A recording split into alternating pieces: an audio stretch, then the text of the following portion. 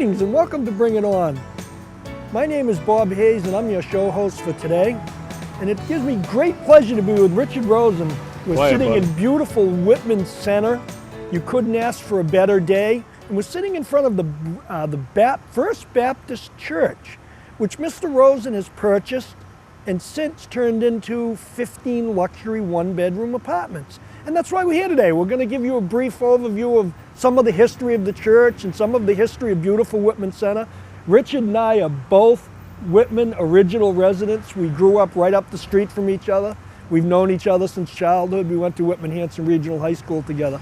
So Richard, when was the church first incorporated? Give us a little bit of basic history on the church here. It's my understanding that in 1822, almost 200 years ago, that the First Baptist Church of Whitman was incorporated on this property.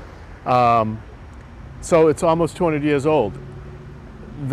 I don't know how big the building was built. I can tell you that the wing that we're sitting next to by the courtyard here was added in 1954. So the main building was built sometime in the early 1800s, burnt down. I don't know what year, but I believe it was in the later 1800s. And they rebuilt, and again in 1900s, and I'm not sure exactly when, there was another major fire here. It's my understanding that the majority of this building that's here now was built in the late 1800s, 1850, 1855. I'm not 100% positive, but I believe so. I believe that there was a major renovation around 1876, 1877. We did in the course of some of the demo, we found basically a time capsule that had a number of coins, business cards, newspapers, and a lot of religious stuff, which was all dated 1873, 1874, and 1875. All the religious stuff I turned over to the people from the Baptist Church, and the other stuff, including the newspapers and the business cards, which were really cool, I've kept, and at some point I'm going to reintroduce them into the building. That's a great idea. I know that I had the opportunity to tour this building with you one morning after we were at Millie's, which is a very nice restaurant next door, as you know, and that's been an icon of Whitman for many, many years. And I had that opportunity. You brought me in on one Sunday with my wife, and we thought it was beautiful. You've kept some of the old charm to the building. You were pretty enthusiastic as we were traveling through the building when you were telling me about how you ripped out stuff and kept wood for this and wood for that. And I can't recall it as well as you can, so maybe you could give us a little history about that part of it. Last summer, after the building was approved and before construction started, I was in here on weekends and I was taking wood down. Some spectacular old oak panels, paneling that was around the altar, paneling that was around the organ, and they were as big as I was. I mean, some of these things went up, from the floor to the ceiling, and I saved as much of the original wood as I possibly could. Then when we came in and started doing demo, we were saving doors and moldings and pews. So what has happened is that wood has now been reintroduced into the building in the common areas. A lot of the paneling that I used, you'll see in the front foyer when you walk in. My carpenter, the general contractor, New Homes Inc., Jack Hurley and Jack Reardon, were amazing in the way that they figured out how to reuse this wood. So when you walk into the front foyer, the paneling from around the original organ is on the wall. Some of the doors, there's two doors that had glass crosses in them that were entrances to the sanctuary, which was on the second floor. We saved those. Now they're on the first floor so you can see them. I refer to it as a bullnose molding. It was probably several inches high and very long, that was around the front of the altar, and it had a plaque on it. And the plaque said, donated to the First Baptist Church from the Prospectors Club, December 25th, 1916. So we took that piece of wood and they cut it so it fit perfect over the door that enters into the first floor here. I saw that when I came in. They did a very nice job on the entrance and common areas. It's pretty cool, the wood that we've used. Even some of the paneling that was on the wall that was single slats, we took off and used on the stairways here. So I've kept as much of the charm and as much of the wood as I possibly could in the building. I mean, from the outside, it's hard to tell that this is not a church, the way that we've kept it. What did you do with the pews? I know that you had some interesting things that you've done with the pews and some of the other rooms. The the pews, right off the bat, half of them were no good because they were 18 feet long, but they weren't straight. They were at an angle and they were supported by one piece in the middle. So if you took them apart, I mean, you can't fit 18-foot pews anywhere. But if you took them apart and had a 9-foot section, you'd have to take the end off of one and put it on the other, so you immediately lost half of the pews. So I did donate 3 to the town, and I'm not sure where they're at. I have one in my office, I have one in my house. Why does that not surprise me? And the one in my office looks great as well as the one in my house. And here, I'm going to bring back 5 of them. I did give a few away, I donated a few, but the town has 3 and I'm not sure what they're going to do with them. But I'm bringing back 5 to the building. There's one here now, up on the 3rd floor in the foyer area, and it just fits like a glove where I wanted to put it in the front of the building. There'll be another one on the 2nd floor in the foyer, and what was the library is going to be remade into a library, and there'll be 2 of the pews in there. So I tried to keep them and bring them back, bring back as much as I could to the building. And these are all going to be common areas, this library, Correct. And you're having a laundry room, and you're going to have a bunch of common areas for the people who are going to be inhabiting the apartments, these one-bedroom apartments. Correct. Because as we walked through the building, I was impressed immensely by how you restored the staircases, how you kept the charm of the old building. And as we sit right now, I would say we are on the westerly side of the building. We are on the northerly side of the Northerly building. side, Northerly that's side correct. Yep. We're on the northerly side, Correct. but right behind us is even the bell that used to ring in the old days. And you and I know, because we're in the dead center of town with Duval's to my left. Right. In this church, they used to ring the bell. And it's right behind us. What did you do? Tell us a little bit about that. Well, first let me just say that it's interesting, as you said at the beginning, we live, we're both born and raised in Whitman.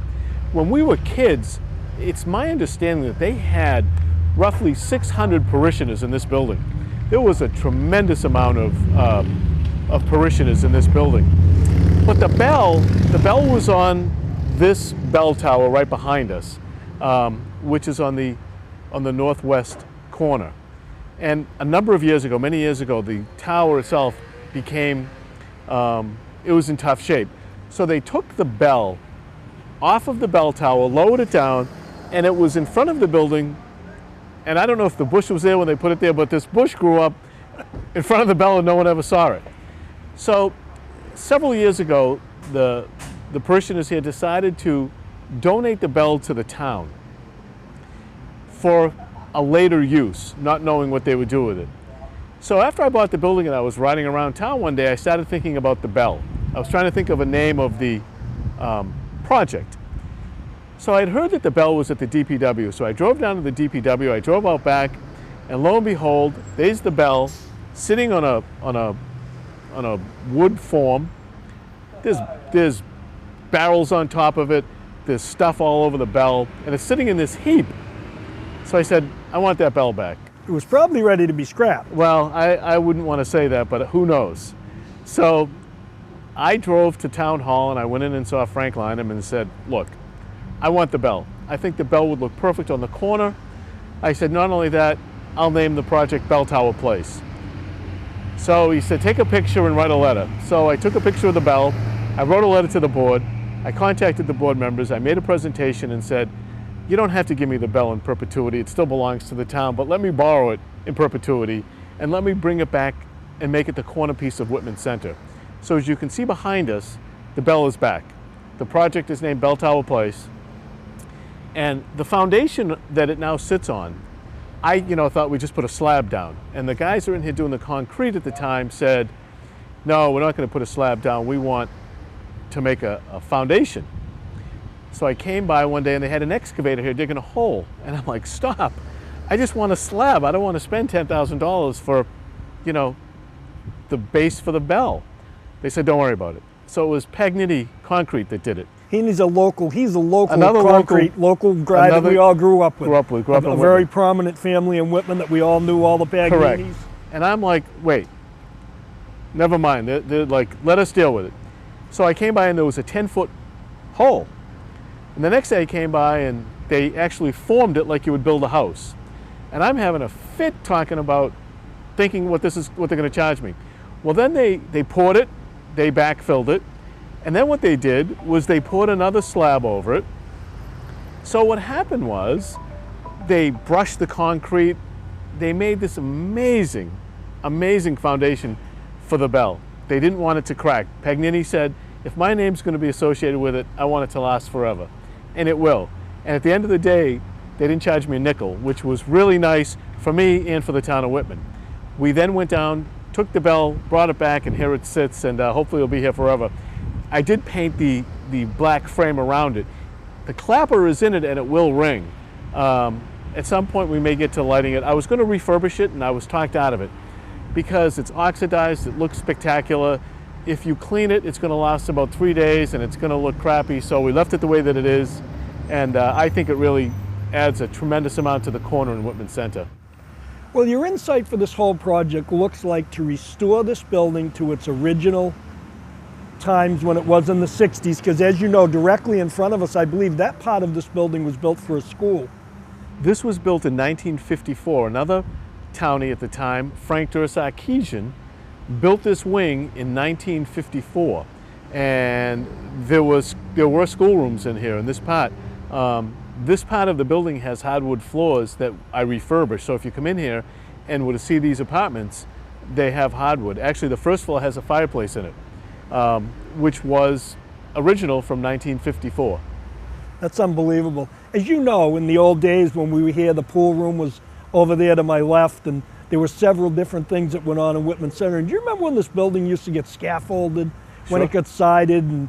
And not saying that we knew anyone that did, but there were different people that climbed up on it and rang the bell at different times. So it leaves the charm of Whitman. I think that a lot of people that I've spoken with that are older than us, so to speak, are delighted that the charm for Whitman is still here.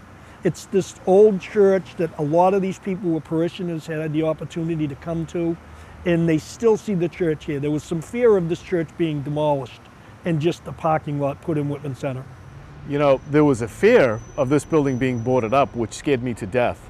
I was actually marketing the building, and when we didn't have a buyer, when we couldn't find a buyer, and the local parishioners were leaving, there was a move on, not the local parishioners, but the Massachusetts ones, that they were going to board up the building prior to me buying it.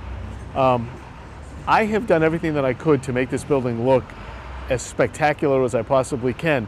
As you see, the fence, the landscaping, because it is the centerpiece, in my opinion, now of Whitman Center, and it does bring back the old charm. I mean, you don't see this in a lot of downtowns. You know, I say this all the time. Whitman has something that most towns don't have, and it's a thriving downtown area. Whether you like it or you don't, we have one vacancy in Whitman Center, and that vacancy will be filled in a couple of weeks. There is no vacancies. People use Whitman Center, and to be able to bring this back to where it is right now, really, you know, it gives me a lot of pleasure. And I might add that a lot of the parishioners, you know, people saying, well, what do you think the people that used to go there think? Well, I can tell you now that I've brought a number of them through the building, and they're all thrilled with what has become of the building. Well, it's a great thing, and I understand there's 15 apartments, as I said earlier. How many are available, if any, left? As of today, as of this taping, we haven't moved anybody in the building yet, which we will within several days, and 12 out of the 15 are rented. And the other thing that's really cool about this is that out of the 12 that are rented, I think 8 are Whitman people or have Whitman ties. So they're coming home. Some of them are coming home again. Some of them have never left. I have a woman moving in who lives in Hanover. We built a house for her daughter on School Street 10 years ago, so she's coming to be near her daughter. We have a woman moving from Quincy whose daughter lives in Hanson. I have some kids that were born and raised in Whitman that are moving into the building.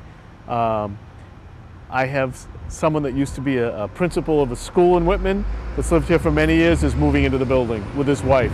So there's a number of locals, I can't say townies, there aren't many of us left, but there are a number of Whitman people moving into the building. Well, that's awesome for the town and No for the question. center of town. Why wouldn't you want to move here? It's a centerpiece of Whitman. You have everything that you could possibly want. You don't need an automobile. You can drive. I mean, you can walk to anywhere you want. You don't have to drive to any place. It's somewhere to stay. I have a woman moving here who has lived in Whitman at the Village at Auburnville, my Over 55 project, for the last 7 years. She said to me when I started doing this is I want to rent an apartment. It's like, why? why would you move from where you are? And she said, because if something happens to me later in life, I'll be able to, and I can still walk, but I can't drive, which happened to a friend of hers. She says, I'll be able to walk to everything. And the fact is, from where we're sitting, you can walk to everything you need to walk to in Whitman, including the train, which is a few minutes down the street. You have the senior center, the police station, the fire station, the town hall, the post office. I mean, you've got a great Irish pub across the street. Wonder who owns that? You've got Duval's. I mean, you've got everything, the bank. Mutual Bank. Mutual Bank, Sovereign Bank. Well, Mutual Bank. Duval's. I mean, you have everything that you need. Mary Lou's is across the street, the dry cleaners. The people coming into the center are going to use the services that are here. So, I mean, it's a win-win for everybody. There's no question about it. Well, it's an amazing thing, and we talk about tax dollars. As you know, we always talk about budget and tax dollars, and I'm sure that this project has put this building on the tax rolls, which it never was before.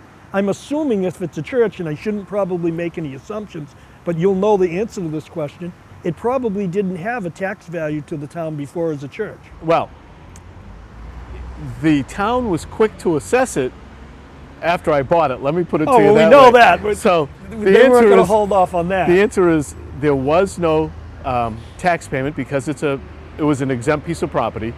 It's coming back on the tax rolls. It was assessed for a little bit more than what I paid for it on my first tax bill.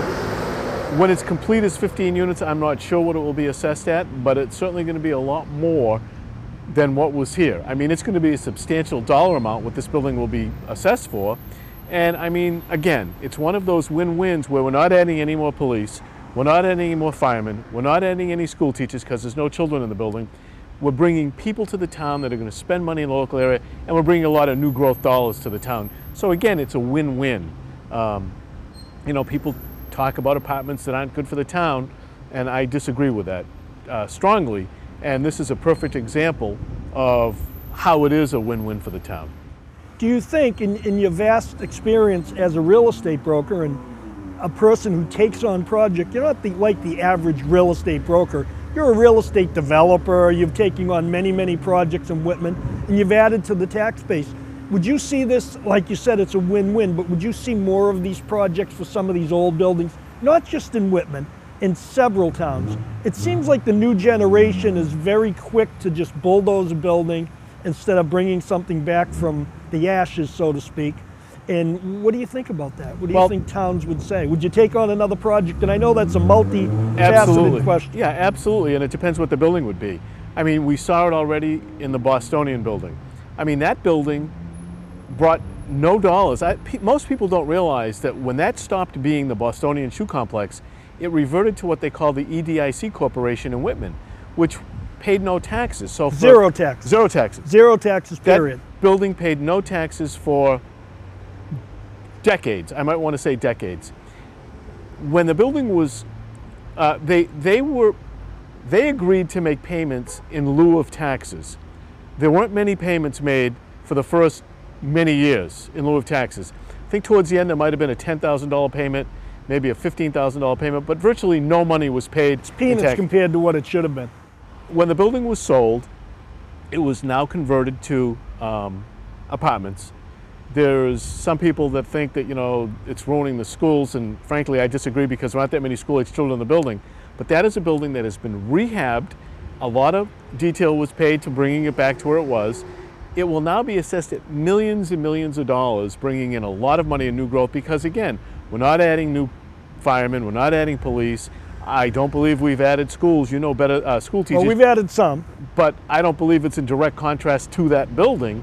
But to go back to your question, there was an article in the paper about Brockton just the other day that there are people that, it's one of the lofts. It's an old, I'm not sure if it was shoes or tax. The loft? The SOC loft? Yeah. That was an old shoe building. Okay, so there's one on, I think, Montello Street that they were touting in the paper the other day. Similar, they took an old factory, made it the Lofts building. They're doing one similar to that in Brockton right now as well. So I do see buildings like this being reused.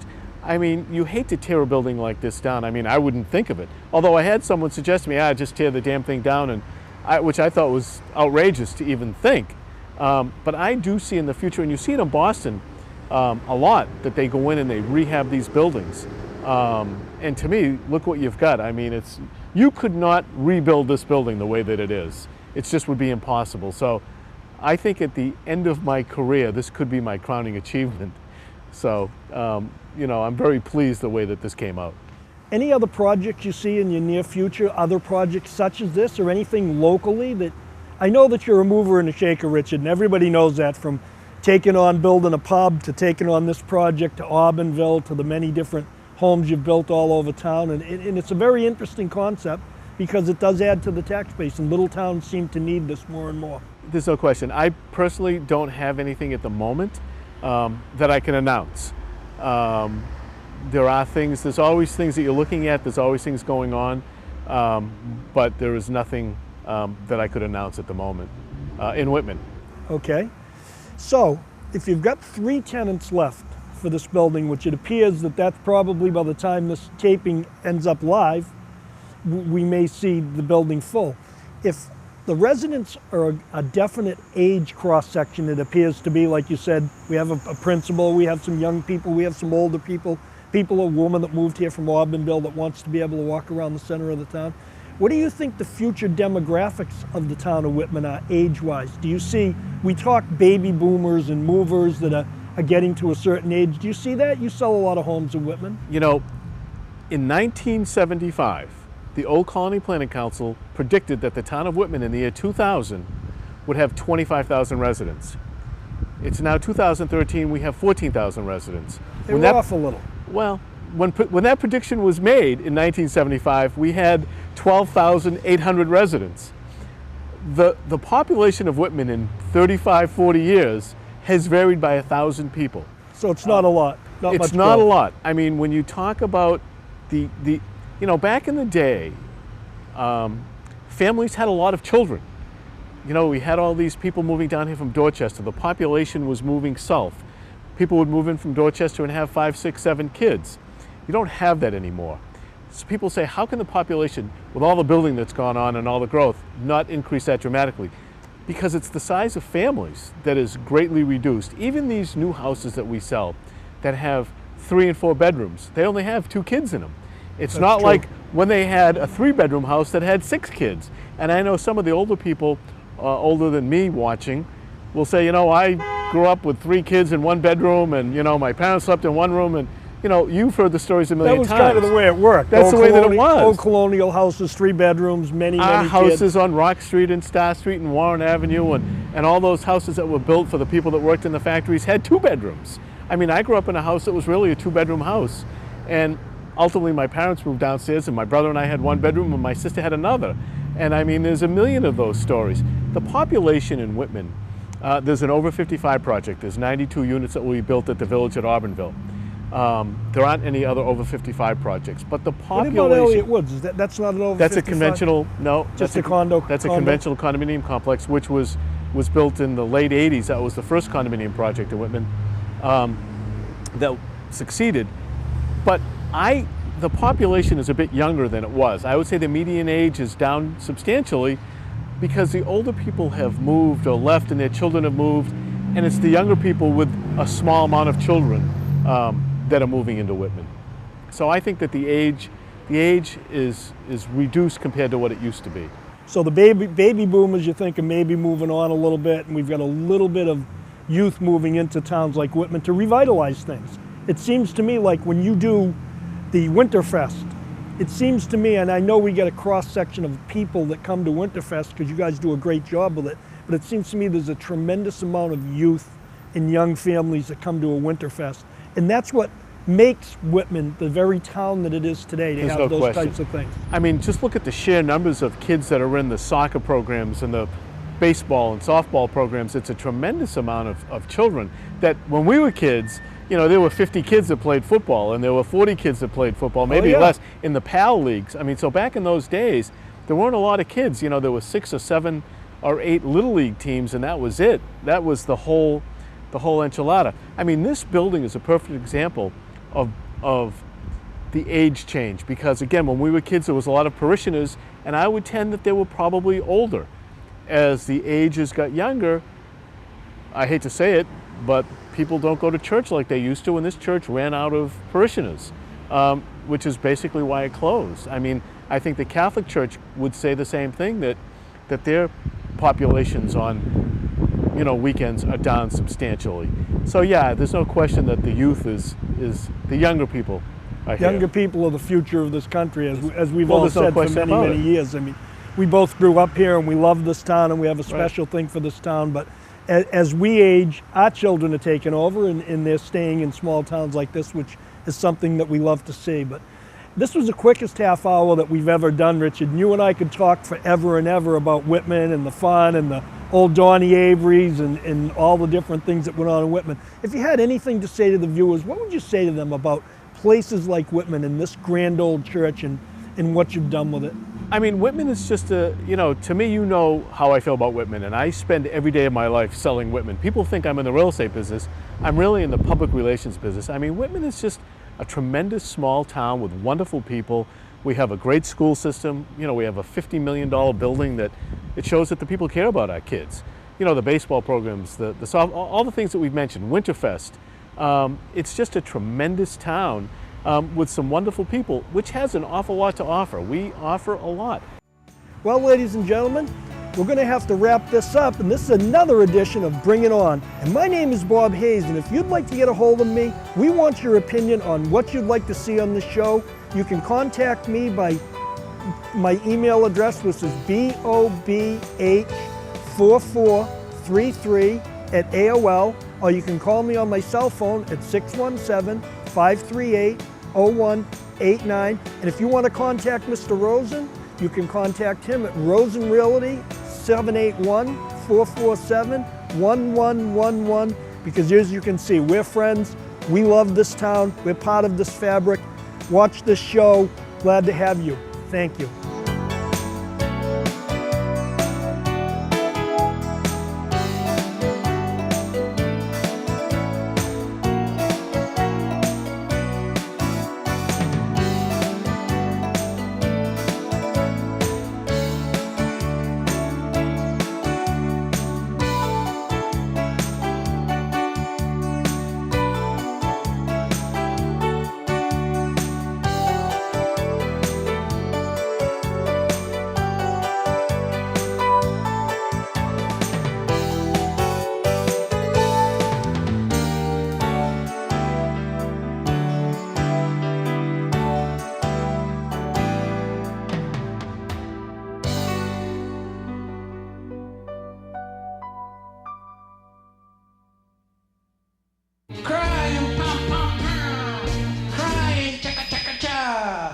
It's easy to tell if you've had way too many.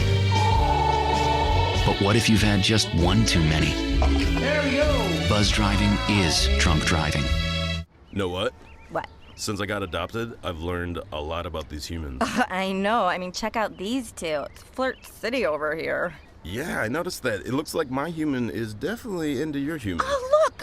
I think she's getting his number. Nice. Your human's got some sweet moves. Takes after his dog. Oh, look, they're doing that thing where they put their arms around each other. She kicked up a leg. It's like in the movies. That's awesome. Looks like we're gonna be hanging out a little bit more. A single ember that escapes from a wildfire can travel more than a mile. You can't control where that ember will land, only what happens when it does. Get Fire Adapted now at fireadapted.org.